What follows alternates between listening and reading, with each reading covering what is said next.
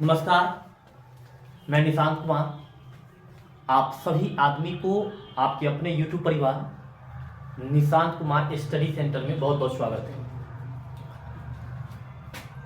ये क्लास 12 के chapter 2 solution, जिसको हिंदी में बोलते हैं बिलियन और उसके अनुसंख्यक गुणधर्म, अगर इंग्लिश में इसको बोला जाए तो वो होता है आपका solution and it's qualitative properties.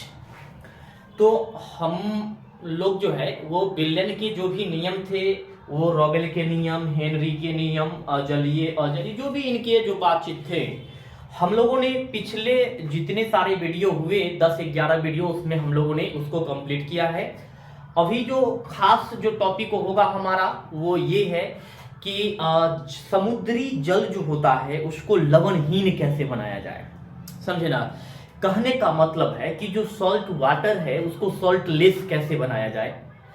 और ये टॉपिक आपके एग्जाम की दृष्टि से काफी इंपॉर्टेंट टॉपिक है ना, कि समुद्री जल को लवणहीन कैसे बनाया जाए। और हमको लगता है कि अगर आप इसके पहले वाले जो वीडियो थे, जैसे कि प्रासारणी दाब हुए, प्रासरण हुए, ये सब अगर याद होगा और समझ में आ रहा होगा तो फिर आप समुद्री जल को लवणहीन बनाना भी बेहतरीन तरीके से समझ पाएंगे, क्योंकि उसमें प्रासरण था और इसमें उल्टा प्रसरण है। उल्टा प्रसरण की प्रक्रिया पर समुद्री जल को लवणहीन बनाया जाता है। फर्स्ट ऑफ ऑल तो आपको ये ध्यान में रखना है, ऐसे हम जब लिखेंगे तो वो सारी बातें आपको बता ही देंगे, है ना। तो हमारा जो अभी कहने का मतलब है कि जो स्टूडेंट पिछले वाले वीडियो कंप्लीट कर चुके हैं वो इसको बड़ी बेहतरीन तरीके से समझेंगे, और नहीं तो हम आपको सजेस्ट करेंगे कि आप चैनल पर जाकर के वहां से आप पार्ट बाय पार्ट वीडियो रखा हुआ है उसको देखिए और फिर जो है इसको समझिए, तो और ज्यादा बेहतरीन समझ में आएगा। ठीक, ऐसे हमारा कोशिश रहेगा कि हम आपको अगर नहीं भी देखे तब पर भी समझा दें, लेकिन ज्यादा बेहतरीन होगा कि एक बार देख ले। और जो बाद बाकी बातें हैं हम लोग अभी चर्चा जो है से वो समुद्री जल को लवणहीन बनाने कैसे बनाया जाता है उस पर करने वाले हैं। और उसको जानने से पहले एक दो बात को समझना होता है। जैसे यहाँ पर हम मान लीजिए ये कौन सा चैप्टर चल रहा है, तो ये चैप्टर 2 चल रहा है। चैप्टर 2 हो गया। और ये चैप्टर कौन सा चल रहा है बाबू रे, तो ये चल रहा है आपका बिलियन चैप्टर चल रहा है, जिसको बिलियन और उनके अनुसंख्यक गुणधर्म कहा जाता है। और ये क्लास 12 के लिए है ना। वैसे तो सारा इंट्रोडक्शन उस पर लिखे हुए रहते ही हैं, लेकिन फिर भी हम थोड़ा सा आपको बता दिए हैं। अब अगर आपको प्रासरण पता होगा तो हमारे अंदाज से आप प्रासरणी दाब भी समझ जाएंगे।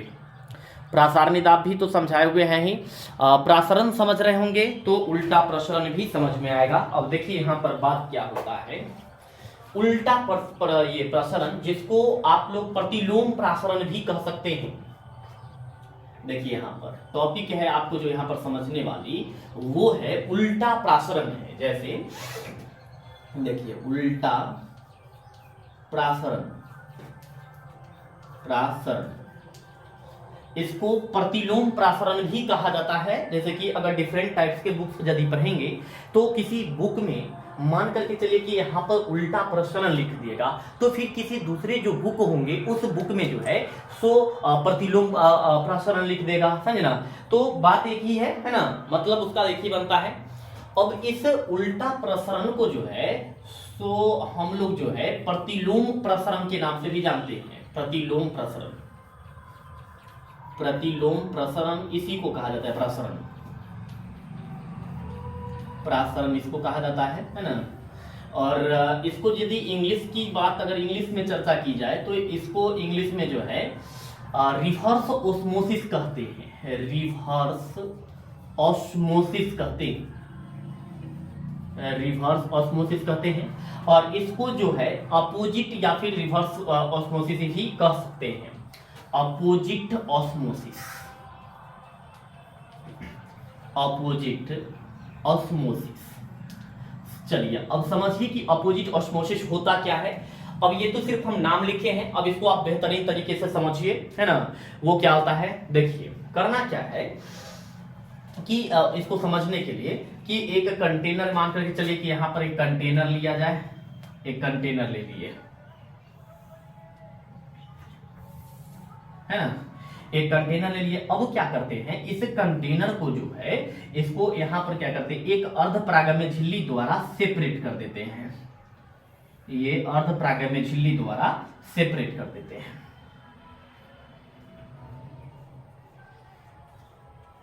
ये अर्धपरागम्य झिल्ली हो गया। और एक तरफ जो है से विलयन ले लेते हैं। मान के चलिए कि इधर जो है वो विलयन ले लेते हैं। टेढ़ा हो गया थोड़ा सा।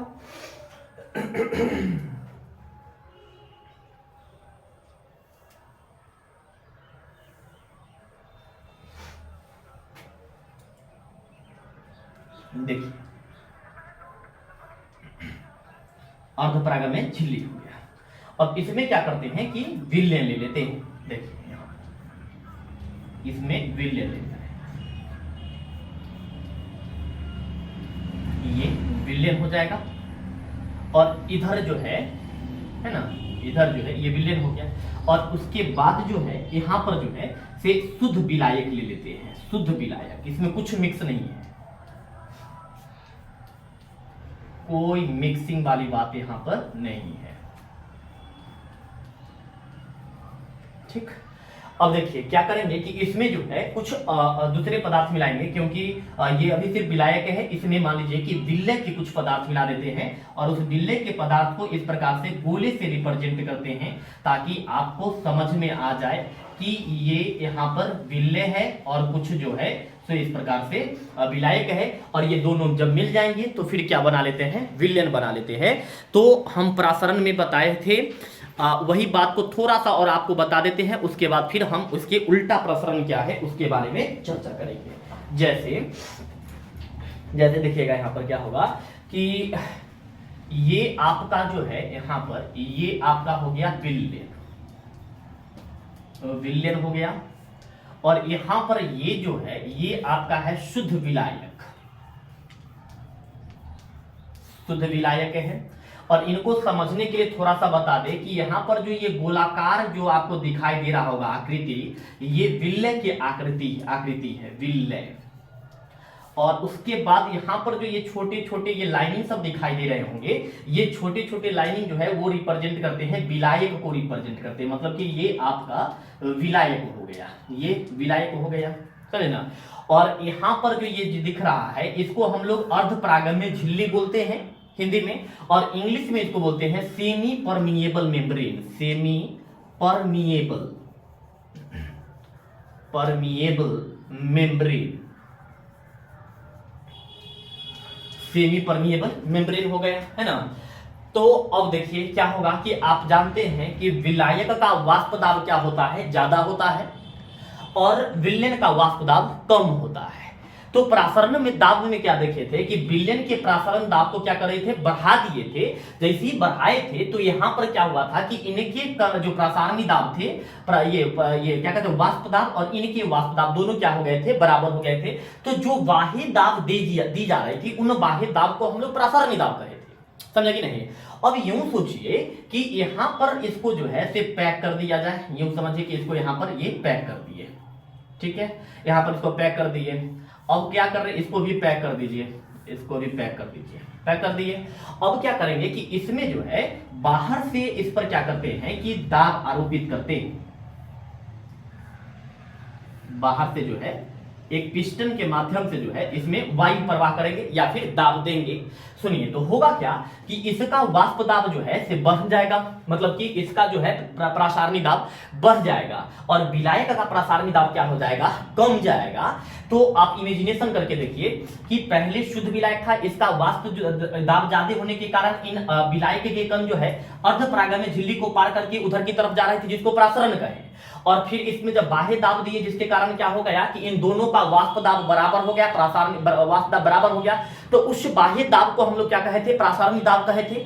और अभी जो है यहां पर देखिएगा इसके दाब को प्रासारणी दाब क्या हो गया, इसका बहुत ज्यादा कर दिए, और इसका प्रासारणी दाब क्या हो गया, कम हो गया। यानी कि अब जो है इसका डायरेक्शन उल्टा हो जाएगा। पहले ये विलायक से विलयन की ओर जाती थी, अब क्या होगा, ये विलयन से किसके तरफ आ जाएगी, विलायक की तरफ आने लगेगी। तो ये जो क्रिया है, इसी क्रिया को क्या कहा जाता है, उल्टा प्रासरण कहा जाता है, जिसे रिवर्स ऑस्मोसिस कहते हैं। बात को ध्यान से समझिएगा। यदि आप एक विलयन लेते हैं और एक शुद्ध विलायक लेते हैं, विलयन पर अगर दाब आरोपित कीजिएगा तो दोनों का पहले वाष्प दाब क्या होगा, बराबर होगा। बराबर होने के क्रम में इन दोनों का प्रसारण बंद हो जाएगा। और सबसे पहला स्थिति, इनका विलायक है, इसका वाष्प दाब ज्यादा होता है तो इनके कण इधर पार करने लगते हैं अर्धपराग झिल्ली को, जिसको हम लोग प्रसारण कहते हैं। दाब बढ़ा देते हैं, दोनों बराबर हो जाता है बाह्य, तो उस बाह्य दाब को प्रसारणी दाब कहते हैं। और दाब अब इतनी ज्यादा बढ़ा दिए, यहां पर इसके प्रेशराइज को इतना इंक्रीज कर दिए इसके दाब को, कि अब विलयन के कण जो है से विलायक के कण की ओर प्रवेश करने लगे। तो ये अब उल्टा होने लगा, पहले विलायक वाला विलयन में जाता था और अभी क्या होता है, विलयन वाला किकरा में जाता है, विलायक में जाता है। समझ रहे हैं? तो यहां पर जो ये प्रक्रिया हुई कि विलयन में बाह्य दाब आरोपित करने से विलायक के कण शुद्ध विलायक के कण की ओर प्रवेश करने लगे या गमन करने लगे, उन प्रक्रिया को क्या कहा जाता है, तो उल्टा प्रसरण कहा जाता है, प्रतिलोम प्रसरण कहा जाता है, जिसको रिवर्स ऑस्मोसिस या फिर अपोजिट ऑस्मोसिस कहा जाता है। समझ में आ रहा है बात? इसी कंसेप्ट पर जो है वो ये समुद्री जल को लवणहीन बनाया जाता है। तो आपको सिंपल याद रखना है कि जब किसी विलयन पर दाब आरोपित की जाती है तो विलयन में से विलायक के कण शुद्ध विलायक के कण की तरफ गमन करने लगते हैं, मतलब कि विलयन से विलायक की ओर यदि आने लगते हैं तो ये उल्टा प्रसरण कहलाते हैं। यह प्रक्रिया या फिर ऐसे वह प्रक्रिया जिसमें बाह्य दाब आरोपित करने पर विलयन के विलायक के कण शुद्ध विलायक के कण की ओर प्रवेश करने लगे या गमन करने लगे, तो उन प्रक्रिया को उल्टा प्रसरण कहा जाता है, जो कि यहां पर लिखा हुआ है। ऐसे हम उल्टा प्रसरण का आपको डिफिनेशन यहां पर लिखते हैं। देखिएगा क्या डिफिनेशन लिखना होगा आपको, कि वह प्रक्रिया, ध्यान दीजिए बाबू, वह प्रक्रिया, ऐसे आप खुद भी लिख सकते हैं, वह प्रक्रिया जिसमें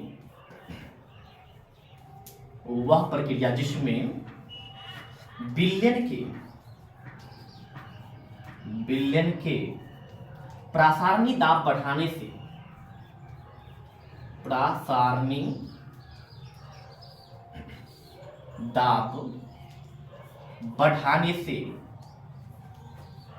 दाब बढ़ाने से क्या हो गया, वह प्रक्रिया जिसमें विलयन के प्रसारणी दाब बढ़ाने से विलयन में विलायक के कण, विलयन जो इधर विलयन जो है, इस विलयन में ये विलायक के कण जो आपको दिख रहा है, ये सब जो विलायक के कण दिख रहा है, तो क्या लिखे, विलयन में विलायक के कण शुद्ध विलायक की ओर,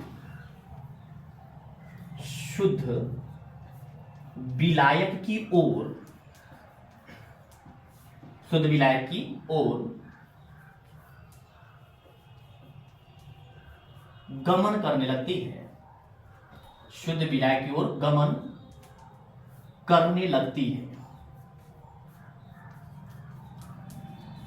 करने लगती है, जिसे उल्टा प्रसरण कहा जाता है, उल्टा प्रसरण कहा जाता है।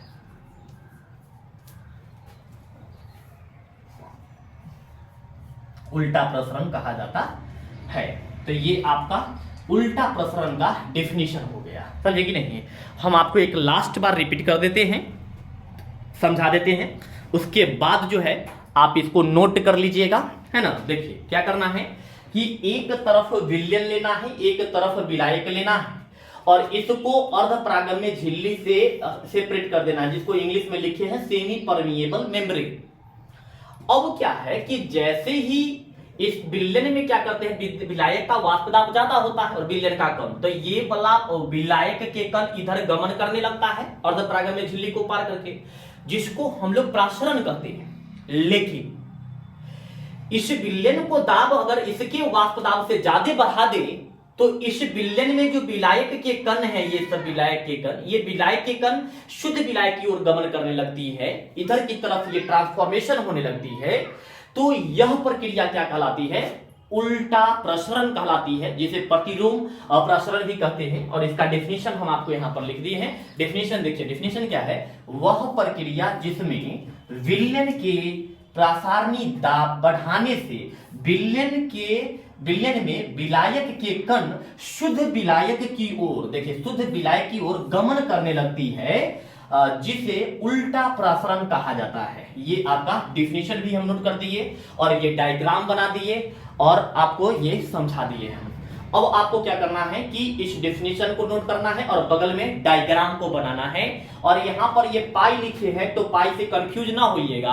पाई का मतलब होता है कि ये प्रासरणी दाब को सूचित किया जाता है। विलयन में मैथमेटिक्स में अलग है, लेकिन विलयन चैप्टर में केमिस्ट्री में पाई का मतलब होता है प्रासरणी दाब होता है। ये बात हम कई वीडियो में बताए हैं और आपको याद होना चाहिए, समझे। तो आप इसको नोट कर लीजिए, फिर हम लोग लवणहीन के बारे में पढ़ेंगे अभी, ठीक है। तो जल्दी से इसको कंप्लीट कर लीजिए।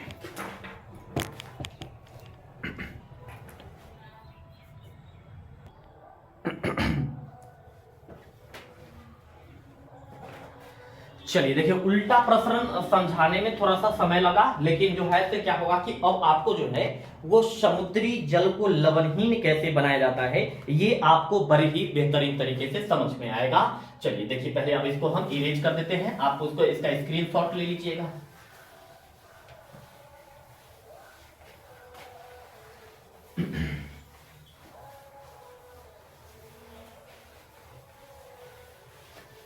देखिए नेक्स्ट टॉपिक जो है आपका वो है समुद्री जल को लवणहीन बनाना। देखिए समुद्री जल को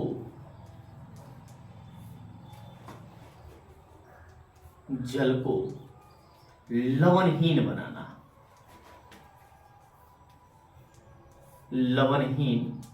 बनाना, मतलब इसको अगर इंग्लिश में लिखा जाए तो इंग्लिश में यूं लिख सकते हैं, टू मेक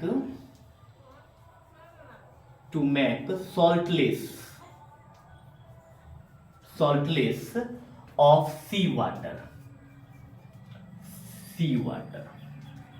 मतलब साफ यहां पर क्लियर है कि समुद्री जल को क्या करना है, लवणहीन बनाना है।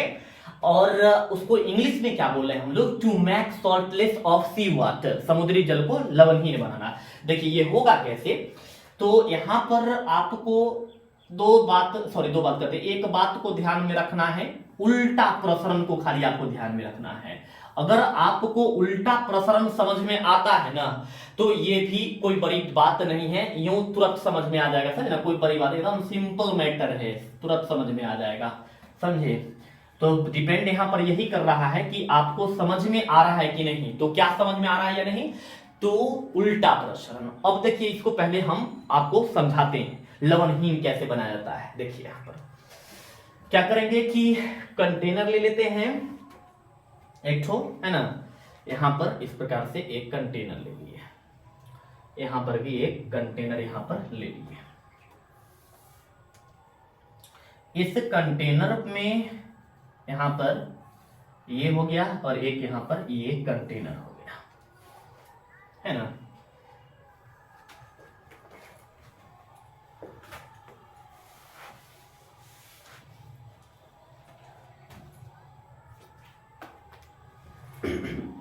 देखिए ये कंटेनर हो गया और यहां पर ये इसका ये बना दिए, ये हो गया। अब क्या करेंगे, यहां पर देखिए इसको अर्ध परागम्य झिल्ली से क्या कर दिए, सेपरेट कर दिए।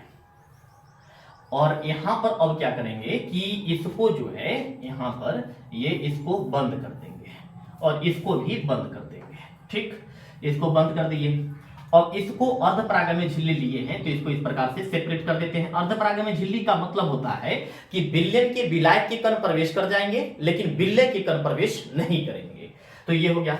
अब इधर जो है से समुद्री जल ले लेते हैं, ये समझिए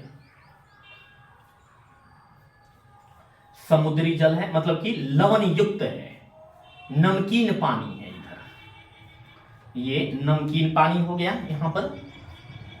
और यहां पर क्या करते हैं कि इसमें जो नमक के कण होगा उस नमक के कण को इस प्रकार से रिप्रेजेंट कर देते हैं ताकि आपको समझ में आए। ये गोलाकार जो दिख रहा है ये नमक के कण को रिप्रेजेंटेशन कर रहे हैं, ठीक। और इधर अब क्या करते हैं तो देखिएगा, इधर क्या करना है, शुद्ध जल लेना है, एकदम पानी, प्योर वाटर ले लीजिए। इधर एकदम प्योर वाटर ले लेते हैं,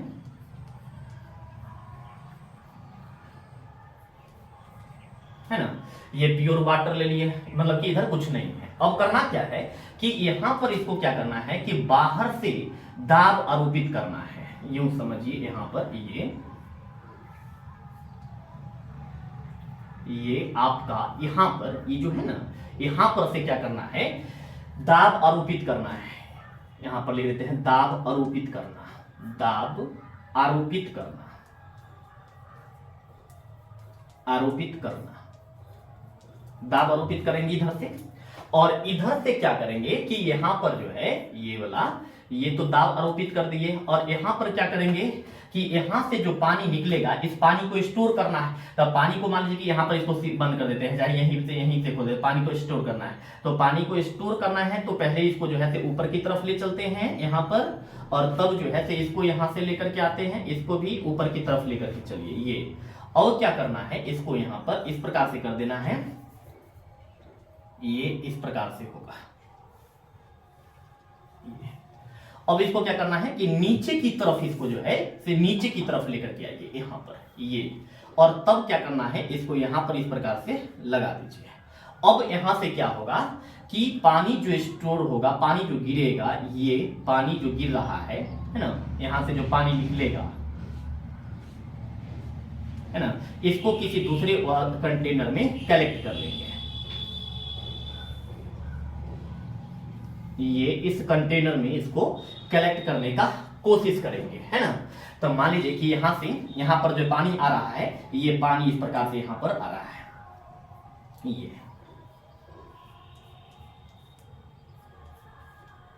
ये डायग्राम अभी कंप्लीट हो गया। और समझिए कि यहां पर ये होता कैसे है, इनमें प्रक्रिया क्या सब लागू होता है, सो समझिए।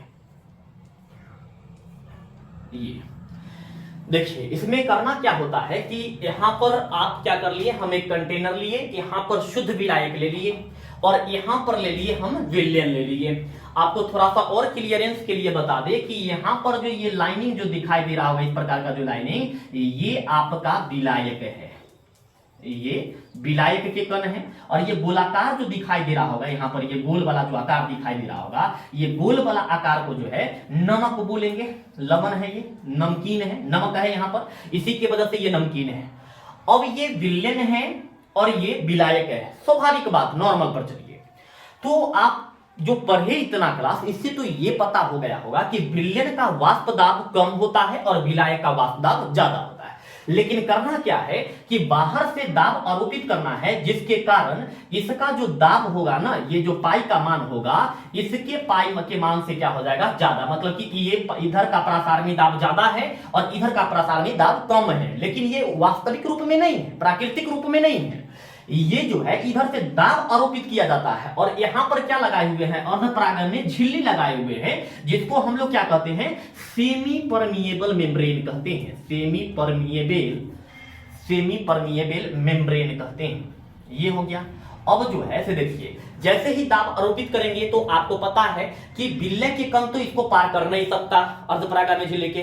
तो अगर विलय के कण इसको पार नहीं कर सकता है तो विलायक के कण तो पार कर ही सकता है। तो यहां पर जो ये विलायक के कण जो आपको ये दिखाई दे रहा है, ये विलायक के कण क्या होगा, अर्धपरागण में झिल्ली जो होगा उसको ये पार कर जाएगा। जैसे ही पार कर जाएगा तो यहाँ का जो है ये विलय के कण इसी में रह जाएंगे और विलायक के कण प्रवेश करके वो शुद्ध जल में चले जाएंगे। दैट मींस कि ये जो है आपका, ये यहां पर जो है ये जो है आपका ये शुद्ध जल है, शुद्ध जल है या शुद्ध विलायक कहिए। और ये जो है ये आपका नमकीन पानी है, नमकीन पानी है, नमकीन पानी।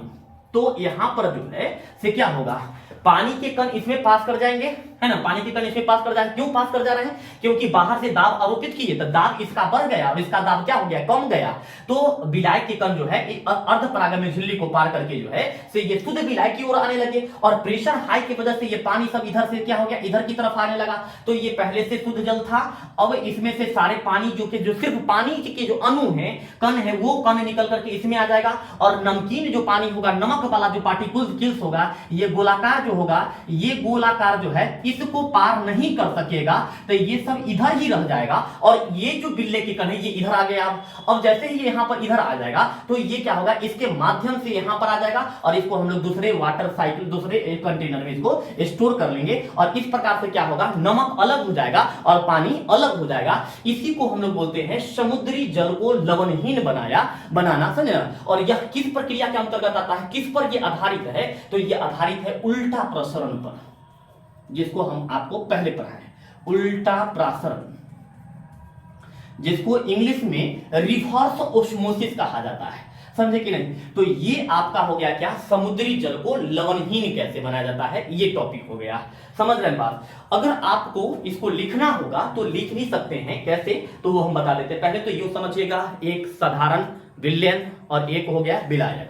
इसके प्रासारणी दाब को बढ़ाएं, जैसे ही प्रासारणी दाब के बढ़ाएं तो इनके विलायक के कण अर्ध परागम्य झिल्ली को पार करके शुद्ध विलायक में आने लगे और प्रेशर के कारण ये पानी इधर आकर के यहाँ पर गिरने लगे, जिसको हम दूसरे में लोकेट कर लिए। नमक इधर रह गया, शुद्ध पानी इधर आ गया, समुद्री जल लवणहीन हो गया, है ना। और जो भी बात था वो तो हम आपको बताए ही है। अगर आपको ना समझ में आए तो वीडियो को थोड़ा सा पीछे कर लीजिए, वहां से देख लीजिए, या फिर वीडियो को क्या कर लीजिए, आपके दोबारा देख लीजिए, ज्यादा बेहतरीन होगा, समझ में आएगा आपको। अब अगर क्या किया जाए कि यहां पर अगर देखिएगा तो अगर डिफिनीशन के तौर पर अगर लिखना होगा तो आप इसको डिफिनीशन के तौर पर भी लिख सकते हैं। कैसे, तो हम आपको बता देते हैं।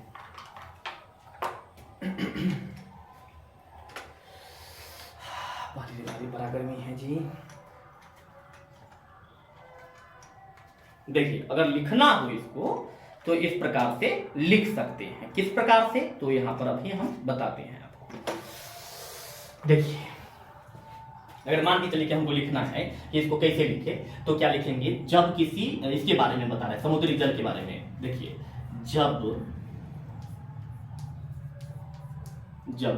समुद्री जल के ऊपर, जब समुद्री जल एवं शुद्ध विलायक,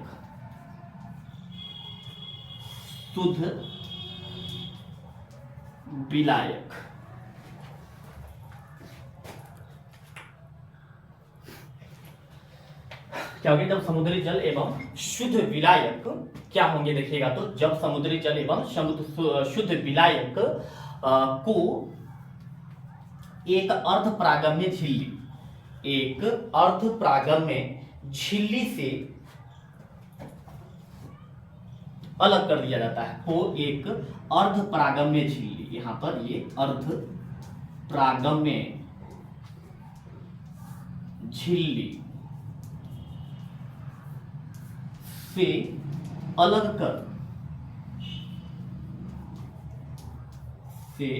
कर क्या लिखे, जब समुद्री जल एवं शुद्ध विलायक को एक अर्ध परागम्य झिल्ली से अलग कर विलयन पर उच्च दाब आरोपित की जाती है। विलायक से उच्च दाब, विलायक से उच्च दाब आरोपित की जाती है, आरोपित की जाती है। उसके बाद देखिएगा, यहां पर थोड़ा सा देख लेते कि स्पेस है कि नहीं, नीचे में एक लाइन आ सकता है, आरोपित की जाती है। तो विलयन के विलायक के कण, तो विलयन के